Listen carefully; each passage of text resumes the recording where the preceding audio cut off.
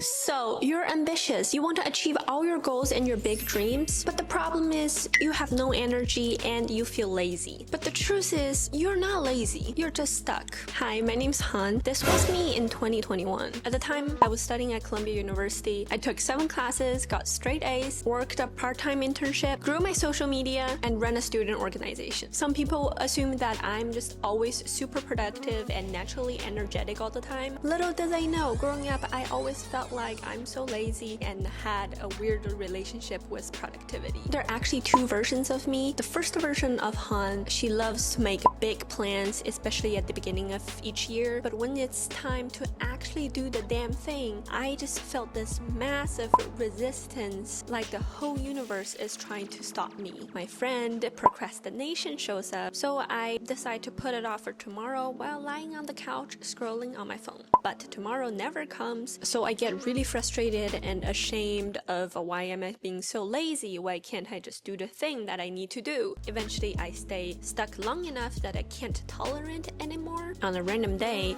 at 2 a.m. in the morning, I will start planning again, but then the whole cycle begins again. But on the other hand, there is a productive version of Han. Like most of the time, I actually really enjoy doing the task and feel super proud afterward. And sometimes, even if the task is super hard at first, I power through and feel genuinely happy once it's done, and that momentum and motivation keep pushing me to take actions. That version of Han is what made me study intensely for a long time, that got me into Ivy League school, and now he's growing this YouTube channel to over 200k subscribers in just over a year while pursuing a bunch of other hobbies. Over the years, through trials and errors and learning every productivity strategies that I can find, I've discovered what actually works, and now when the unproductive cycle shows up, I can recognize it immediately and know exactly how to break out and step into the productive cycle. In this video, I will show you step by step how I do that. It doesn't rely on willpower or discipline, so you will know how to work with yourself instead of work against yourself, so you can actually finally take actions and achieve all your goals. The first step to break the cycle is to remove guilt and shame. You can see the unproductive cycle that there are just lots of negative emotions around it, and it's so easy to shame ourselves when everyone online is celebrating success stories based on discipline and willpower, but there is nothing productive about calling yourself lazy, weak, or a failure. My freshman year, when I first came to US for college, it was pretty rough. I had to study English for my whole life, but mostly reading and writing for tests. So speaking was a whole different story. Sometimes I just struggled to understand the lectures, and I barely talked to anyone outside of my Chinese friends. For a long time, I felt so ashamed. I was like, my parents spent so much money, paid so much tuition, sent me to study abroad, and I can't even speak English while living in America. I kept shaming myself, not helpful at all. But you know what was helpful? One day I just randomly chatted with an administration person. He asked me, how was your day? And I said, my day was good. The weather was super nice, so I had a great time. Normally I wouldn't think that's anything because those were just super simple sentences that I probably learned in elementary school. But that day I was like, you know what? That felt good. I'm gonna celebrate it. Good for me. I just made small talk. And now you can see I'm making a career out of speaking English with a fork online. Self-blame only can drain your energy even more. It paralyzes you. So what you should do is to give yourself a little bit compassion. It's the only way to break the cycle of past negative experience and actually build a good relationship with yourself. Just imagine if someone is following you around every single day and keeps saying things like, why are you so lazy? Why can't you do this thing? Well, you'd hate that person, and worse, you might actually gradually believe that person is right. Now imagine a different person who says, it's okay, I know you tried your best. You didn't start at 9 a.m. this morning and it's already 1 p.m. That's fine, we still have time. Let's start working right now. And whenever you made a tiny progress, they say, I'm so proud of you, I believe in you, I knew you can do it. You'd really trusted that person and you would believe in yourself gradually. So don't let yourself be that negative person. Celebrate small wins. Give your credits for just even showing up and thinking about improving yourself. Every small step builds confidence, and confidence builds momentum. And the second step is to increase the value you're trying to do. Straightforward, if something is more valuable to you, you're more motivated to do it. But I'm not talking about the value that you will get after achieving the goal. I mean the value that you can immediately get just by simply doing the thing. Let me explain. For example, I wanted to start a YouTube channel for years, but taking the first step was super hard. Making videos takes so much work. What if no one watches? It's gonna waste so much time. But what finally motivated me was that I thought, you know what? I genuinely love making videos and I'm passionate about education. Even if no one watches my video, I can still use those videos as a portfolio that I can put on my resume. It showcased that I'm passionate about education. I'm capable of doing research and putting things together. I can use those to apply for jobs in the education area or apply for grad school. And no matter what's the result, I will become a better writer. I will become a better editor. I will become a better speaker to the camera. Also, focusing too much on the end goal can be dangerous. A lot of people and I used to think that motivation comes from how much you want the thing. Just because something seems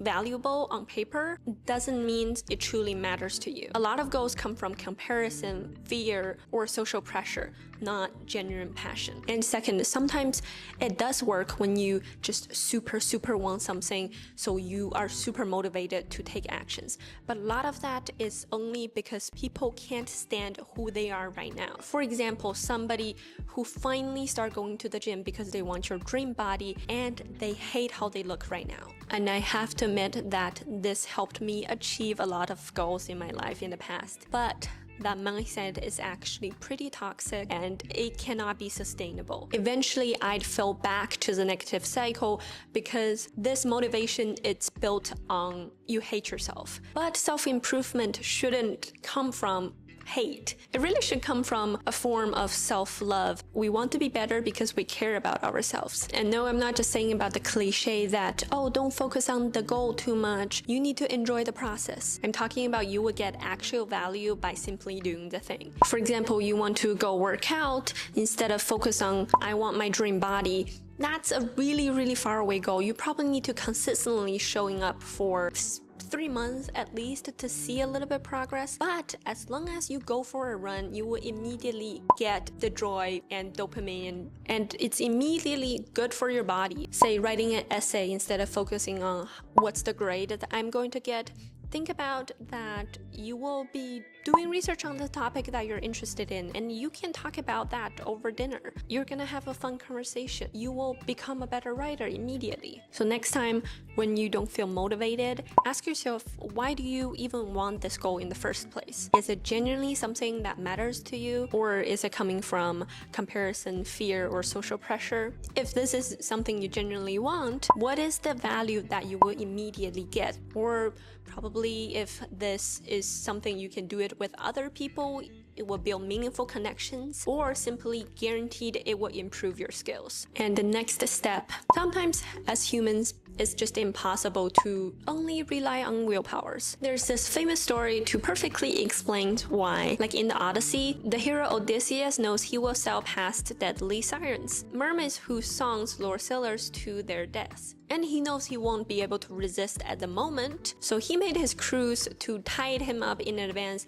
and told them, no matter what I beg or scream, do not let me go. And when they pass the sirens, of course, he does lose control. He wants to stare toward the music, but he can't because he's tied up. And that's what saves him. That's a pre-commitment strategy. He didn't rely on willpower, he built a system that made failure impossible. A lot of advices I got are like, oh, when you don't want to do the work, ask yourself, would the future self regret? You have to push through or remember your why. And sure, sometimes that works, but most of the time, when I'm in my deep procrastination mode, like before I have to go for a run or before I have to do my work, my animal brain takes over. It's not logical. You can't reason with my brain. My brain just wants comfort. And in those moments, I genuinely feel like I just can't do it, which is obviously not true. And usually I will regret so much afterwards. So my strategy is when I'm still in a rational,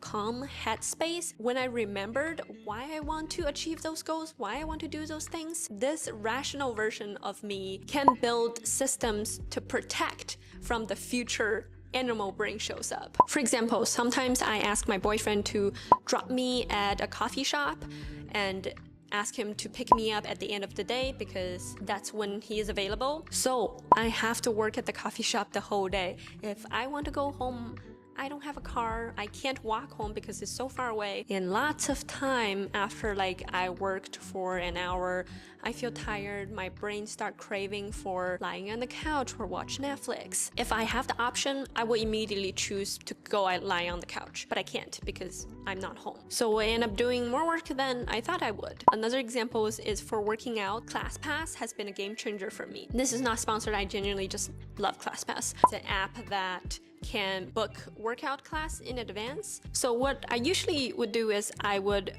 book workout classes in advance, and if I cancel within 12 hours, I would get charged a fee. So on the day off, right before the class, always my brain is telling me that, oh, I just ate, I'm so bloated, I'm so tired, it's not a good time for a workout, I will skip today. But because it's too late to cancel and I really don't want to get charged, I have to go to the class. And every single time I enjoyed it so much, and afterwards I'm so glad that I went. Because animal brain Han is a liar.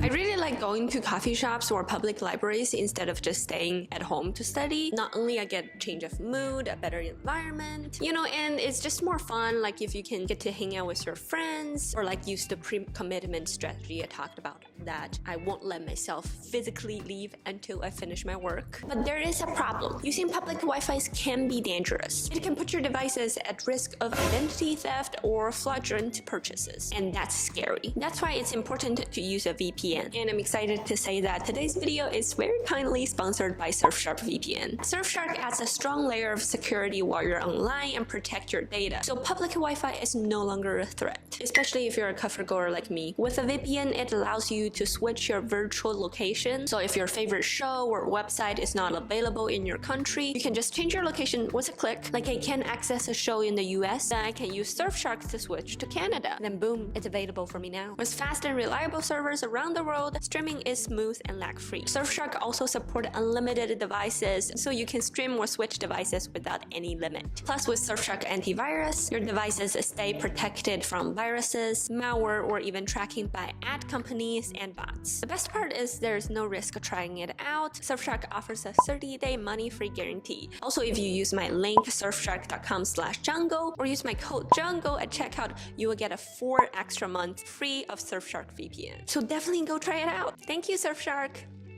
If something feels too hard to even start, it's probably because your goal is too ambitious. Stop expecting yourself to be amazing right away. This was a huge problem for me growing up, because every hobby I had, I treated like something that I need to get really good at so I can put it on my resume. And I feel like that mindset killed a lot of my curiosity and a lot of opportunities for me just to simply enjoy doing the thing. For example, I wanted to learn how to play tennis. I saw the ranking systems, I saw all those techniques and tricks, and I was like, it's gonna take me forever to get good at this thing. So I actually just end up never trying. I'm not saying that you shouldn't do any research beforehand or have the ambitious goal of becoming an expert one day. I'm saying that data shows that all the top performers in any field spent a long time as a beginner. And that's just how it works. If you want to become an expert, you have to stay as a beginner for a long time. For example,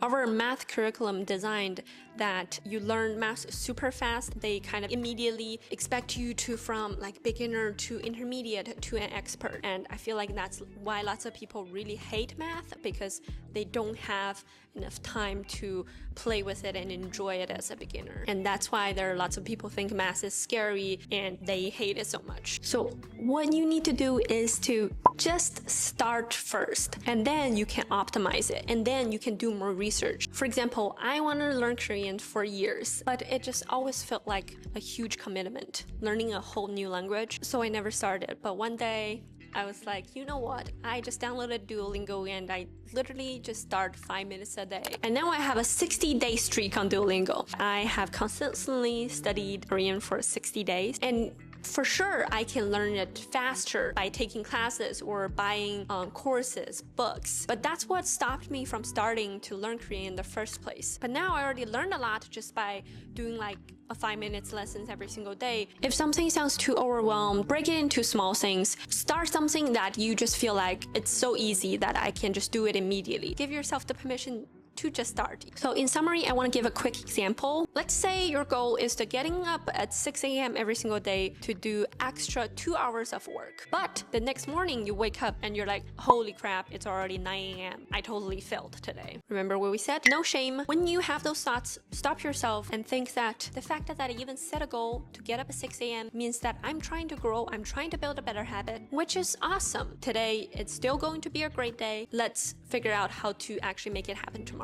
And the second step is ask yourself, why do I even want to get up at 6 a.m.? So instead of thinking that, oh, if I do this every single day for 6 months, I will achieve XYZ. Try to connect the action to something immediately rewarding. Then think about how can you support your future self? Because, in the morning, you actually don't think about those goals or those rewards. The night before, you can put your phone in a different room and set an alarm at 6 a.m., put it super loud. So next morning, you have to get up to go to a different room to turn it off. And if all that just doesn't work, still, no shame. Work with yourself. Is your goal too aggressive? So let's maybe switch the goal to something easier. Let's say go to bed early, because that will help me to get up early, getting up at 7 a.m. as my first goal. Or maybe it's not about how early I get up. It's about the thought of 2 extra hours of work immediately after I get up. Sounds too hard. So switch the goal first to, I don't have to work in the morning. I just have to get up at 6 a.m. and I get to relax. I get to make a tea and I get to enjoy the morning a little bit more before my actual work day starts. And then once your body get used to this whole routine,